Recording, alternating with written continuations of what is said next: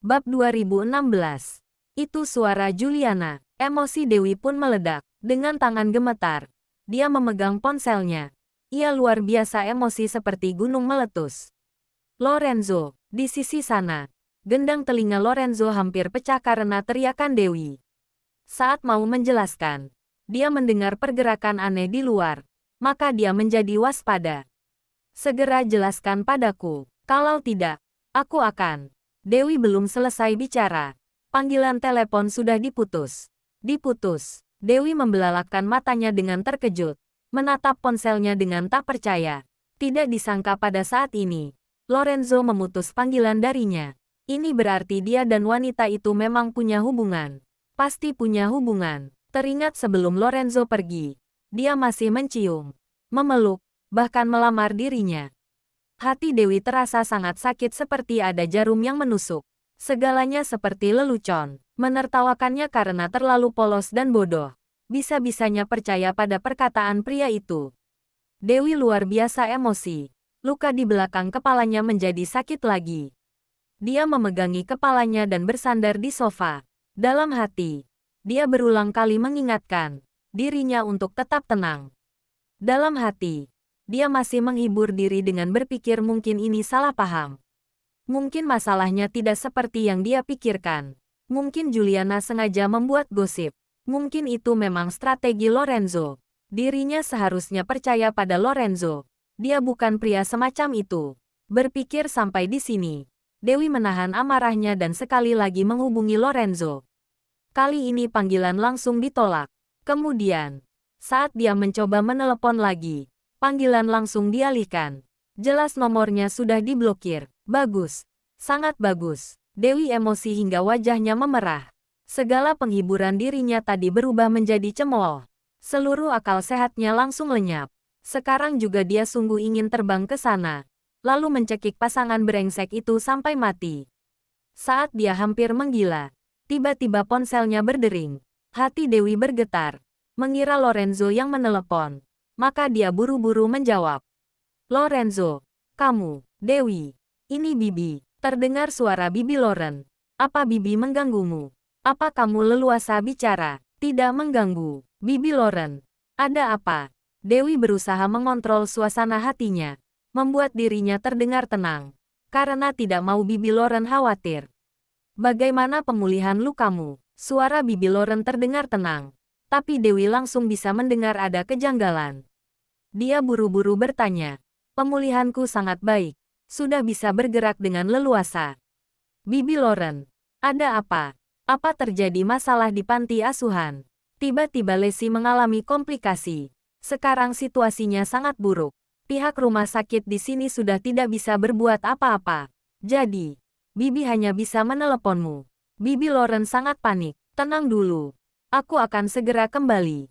Tanpa pikir panjang, Dewi langsung mencari paspornya. Apa kamu sungguh tidak arah-arah? Bibi Loren sangat mengkhawatirkan Dewi. Sebenarnya, tidak seharusnya Bibi meneleponmu. Tapi, nyawa Lesi sedang terancam. Saat ini, hanya kamu yang bisa menyelamatkannya. Aku tidak apa-apa. Sekarang juga aku akan terbang ke sana. Tunggu, Bibi Loren menghentikannya. Lalu berpesan dengan serius.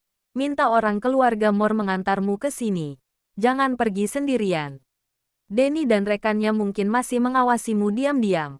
Aku punya batasan sendiri. Sudah dulu ya. Dewi buru-buru mengakhiri panggilan.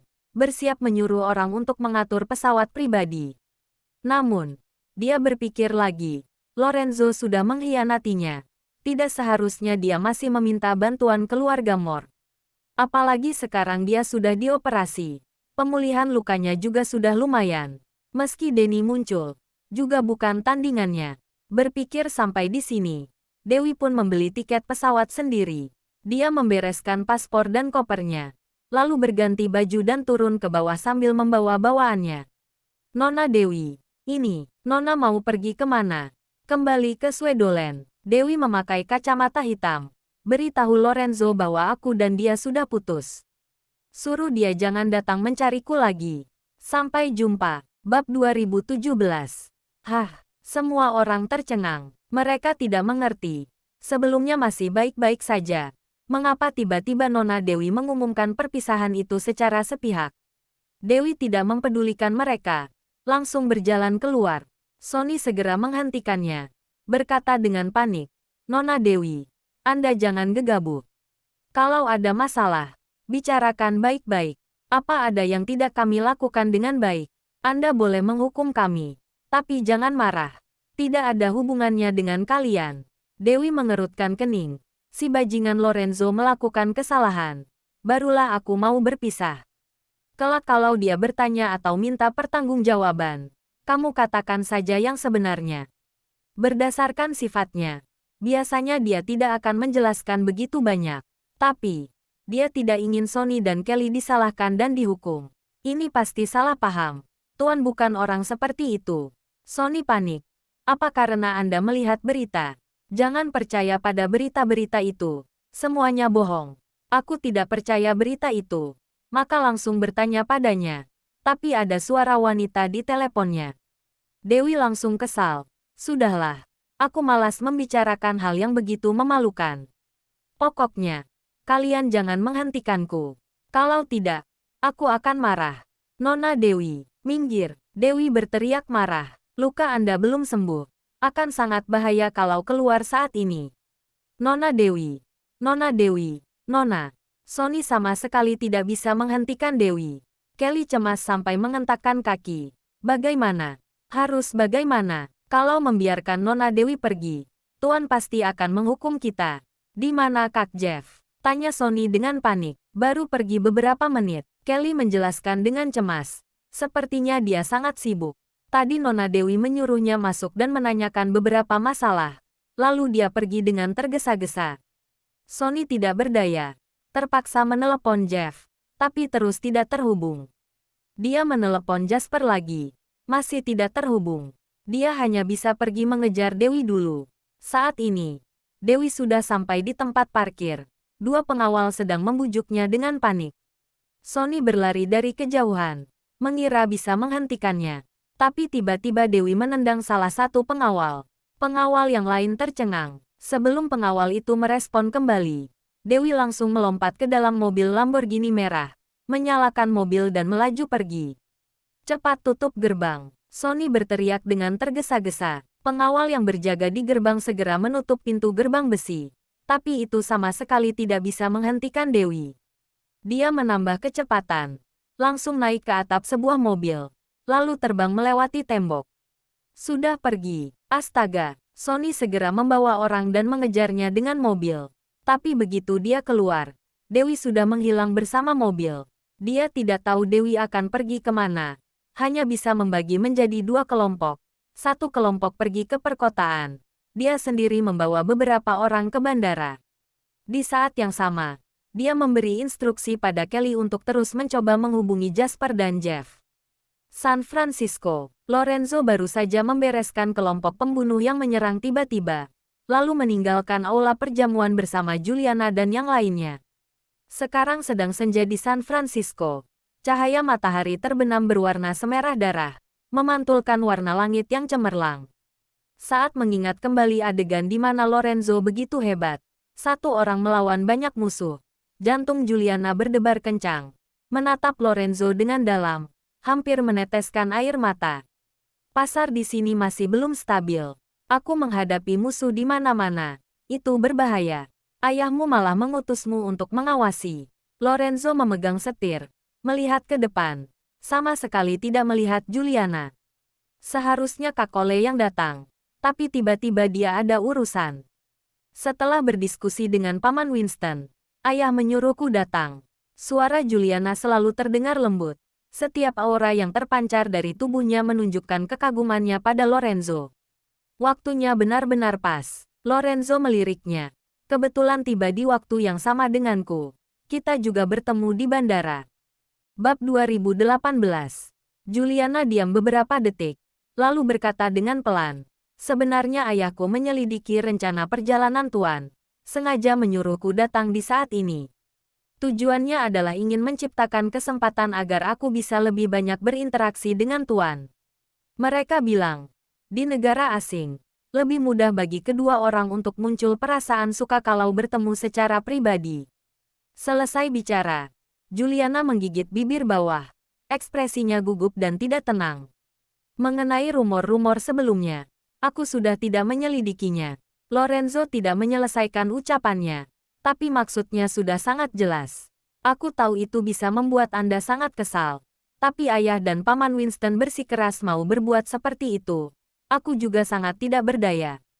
Selain itu, mereka juga tidak akan menyerah. Karena itu, aku mengikuti kemauan mereka, agar mereka bisa menyerah lebih cepat. Nada bicara Juliana terdengar sedikit tidak berdaya. Setelah berhenti sebentar, dia berkata lagi, "Aku bertumbuh besar bersama Tuan dari kecil. Aku tahu karakter Anda. Kalau Anda sudah memutuskan sesuatu, tidak ada orang yang bisa mengubahnya. Sama halnya dalam karir, juga asmara. Karena itu, aku sama sekali tidak berpikir bahwa Anda akan berubah pikiran dan menyukaiku. Aku hanya ingin berdiri di belakang Anda. Kapanpun Anda membutuhkanku, aku selalu ada." Ucapan ini sangat menyentuh, juga sangat tulus. Lorenzo tidak bisa menemukan alasan untuk memarahinya. Sebenarnya, meski bertemu di bandara, tapi mereka sibuk dengan urusan masing-masing selama beberapa hari ini. Juliana tidak mengganggunya. Selain itu, kali ini datang ke San Francisco dengan begitu terang-terangan. Itu juga niat Lorenzo. Dialah yang menginstruksikan 3 keluarga besar untuk mengutus seorang wakil untuk datang mengawasi. Juga harus tampil di depan media secara terbuka. Tujuannya adalah agar orang-orang di belakang Pastorico tahu bahwa dia pasti akan mendapatkan pasar ini. Tapi dia tidak menyangka bahwa 3 keluarga besar bisa mengutus Juliana. Tentu saja, sekarang Juliana sudah mengambil alih posisi Michael, maka masuk akal kalau dia datang. Hanya saja, itu menambah sedikit gosip, membuat Dewi marah. Saat ditelepon tadi, Dewi seperti seekor anjing kecil yang mengamuk. Pembunuh menerobos saat Lorenzo hendak menjelaskan, maka terpaksa menutup telepon dulu, membereskan pembunuh. Saat itu ada banyak musuh. Dia juga sendirian, tidak punya senjata, membawa Juliana bersembunyi di kegelapan. Telepon Dewi terus masuk satu demi satu. Itu mengungkapkan keberadaannya. Karena harus menerima telepon dari Jasper setiap saat, dia tidak bisa menonaktifkan ponsel. Terpaksa memblokir telepon dari Dewi dulu. Sekarang, gadis itu pasti sedang mengamuk di rumah. Tapi dia juga tidak berdaya. Harus menyelesaikan masalah di depan mata dulu. Barulah pelan-pelan menjelaskan padanya. Untung ada tuan malam ini. Kalau tidak, aku akan sangat memalukan. Juliana mencoba mencairkan suasana kaku. Saat menghadiri pesta malam ini, dia digoda oleh beberapa pengusaha kaya dari negara Maple. Mereka juga menjatuhkan botol sampahnya ke tubuhnya. Gaunnya basah. Pecahan kaca melukai kakinya. Dia sangat terpuruk saat itu. Di saat tidak tahu harus bagaimana, Lorenzo muncul. Lorenzo membawanya ke ruang istirahat untuk berganti pakaian dan membersihkan lukanya. Perhatiannya yang ramah dan hangat membuatnya sangat tersentuh. "Jangan sungkan. Hanya masalah kecil," Lorenzo berkata dengan datar. "Meskipun hanya teman biasa, aku juga akan membantu. Apalagi kamu mewakili grup Moore. Mempermalukanmu berarti mempermalukan grup Moore."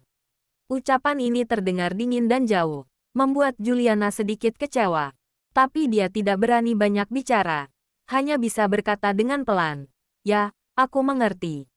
Aku pergi menghadiri pesta juga sudah diatur sebelumnya." Lorenzo menjelaskan lagi, "Bukan khusus pergi membantumu." "Ya, aku tahu." Juliana menunduk dengan rendah hati. "Di sini sangat berbahaya. Ada banyak pembunuh yang mengejarku setiap hari. Juga ada pengusaha dari berbagai daerah yang mempersulit orang-orang grup Moore. Tidak seharusnya kamu datang." Awalnya, Lorenzo ingin Cole datang. Pertama, untuk menyatakan posisi grup Moore pada orang-orang di belakang Pastorico. Kedua, ingin mematahkan semangatnya.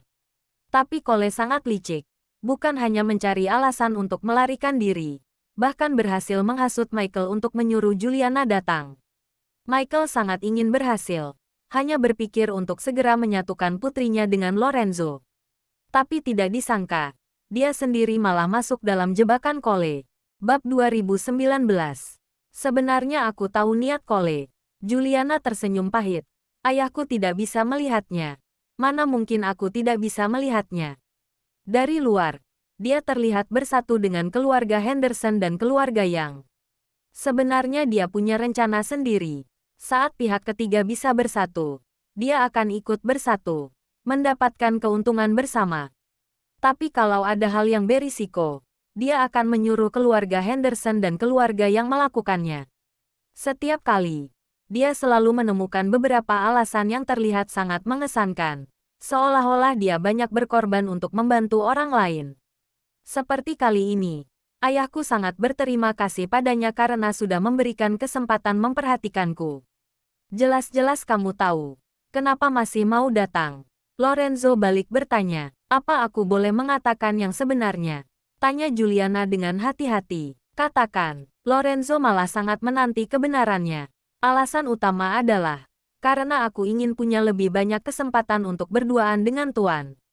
Juliana berkata dengan terus terang. Selain itu, aku merasa, setelah 3 keluarga besar sampai pada generasi kita, selain Tuan, orang lain semakin tidak memiliki kemampuan. Putra dari keluarga Paman Winston langsung lepas tangan. Menjadi anak yang suka berfoya-foya, tidak punya niat meneruskan usaha keluarga. Meski Kole punya sedikit kemampuan, tapi keinginan pribadinya terlalu banyak dan sangat berambisi, tapi tidak punya semangat juang. Orang seperti itu ditakdirkan tidak bisa melakukan hal besar. Saya tidak ingin seperti dia yang hanya bisa membuat rencana licik dan diam di rumah.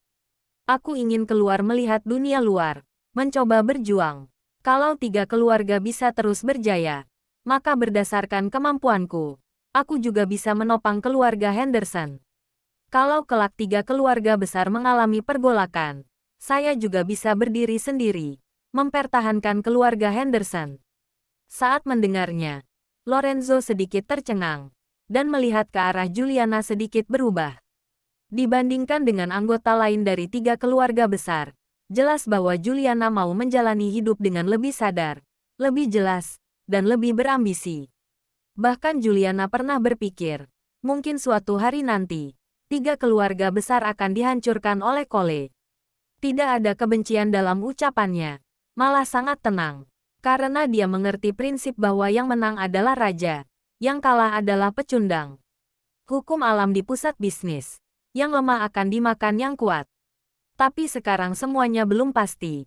Dia juga sedang berusaha. Baik itu asmara atau kekuatan keluarga. Dia ingin bertanya lagi. Karena itu, Tuan, tolong jangan membenciku. Terakhir Juliana menambahkan lagi. Aku sedang berusaha. Tapi aku tidak pernah memaksa. Juga tidak melakukan rencana buruk di belakang. Aku hanya berharap, saat Tuan membutuhkanku, aku selalu ada. Ucapanmu sangat tulus. Lorenzo berkata dengan datar. Aku percaya, masalah ayahmu menculik Wiwi dan meracuninya di aula dokumentasi. Tidak ada hubungannya denganmu. Apa? Juliana tertegun seketika. Segera berkata, tidak mungkin. Meski ayahku bermaksud menyatukanku dengan Tuan, juga mengerahkan banyak usaha, tapi dia tidak akan pernah melakukan hal seperti itu. Lorenzo meliriknya. Tidak berbicara. Hanya saja ekspresinya sangat dingin. Percayalah padaku, ayahku sungguh tidak pernah melakukannya. Juliana berkata lagi, di antara 3 keluarga besar, dia adalah yang terlemah. Mana mungkin berani menculik orang Tuan? Saat mendengarkan ini, Lorenzo sedikit membukakan mata. Mungkin yang lain adalah alasan, tapi ini memang cukup masuk akal. Setelah mengantarkan Juliana ke rumah, Lorenzo kembali ke villa. Jasper dan yang lainnya kembali.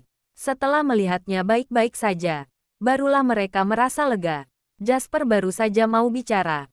Lorenzo memberi instruksi. Selidiki ulang masalah penculikan Wiwi. Baik Tuan, Jasper melihatnya dengan hati-hati. Tapi, ada satu hal yang harus aku laporkan dulu pada Anda. Saya harap Anda tidak marah setelah mendengarnya. Katakan, Lorenzo sudah lelah sepanjang malam. Menyeduh secangkir teh berkualitas tinggi. Minum dengan elegan. Nona Dewi sudah pergi. Bab 2020. Lorenzo memuntahkan teh panas. Batuk tiada henti. Jasper segera menepuk punggungnya. Menghiburnya. Tuan jangan cemas. Seharusnya Nona baik-baik saja. Apa yang terjadi? Kenapa tiba-tiba bisa pergi? Lorenzo berkata sambil mengeluarkan ponsel. Menghubungi Dewi. Bukankah harus ditanyakan pada Anda? Jasper berkata dengan lemah. Aku dengar. Kelly melaporkan. Nona bertengkar dengan Tuan. Tuan membuatnya marah sampai pergi. Lorenzo tidak bisa berkata-kata. Menurutnya, meski bertengkar, cukup dijelaskan saja setelah semuanya selesai. Kenapa harus pergi? Wanita itu benar-benar, saat sedang marah, terdengar sebuah suara di telepon. Nomor yang Anda tuju sedang tidak aktif. Dia mengerutkan kening, segera bertanya, kemana dia pergi? Sudah pergi berapa lama? 4 jam 10 menit, Jasper mengatakannya dengan jelas. Sonny bilang, dia menendang seorang pengawal, merampas sebuah mobil Lamborghini, langsung terbang melewati tembok halaman, melaju pergi. Sonny menduga mungkin dia akan pergi ke bandara, maka segera membawa orang ke bandara untuk menghentikannya. Tapi dia malah pergi ke kota terdekat untuk naik pesawat. Sonny juga baru memastikannya setelah menemukan mobil Lamborghini itu. Sekarang dia sudah naik pesawat menuju ke Swedoland. Lorenzo tercengang. Dibandingkan dengan semua bawahannya, serangkaian tindakan Dewi lebih berani dan lebih termotivasi. Merupakan sifat yang dia suka. Tapi, bukankah wanita itu terlalu berlebihan? Dia juga tidak melakukan sesuatu yang salah padanya. Bukankah hanya menutup telepon?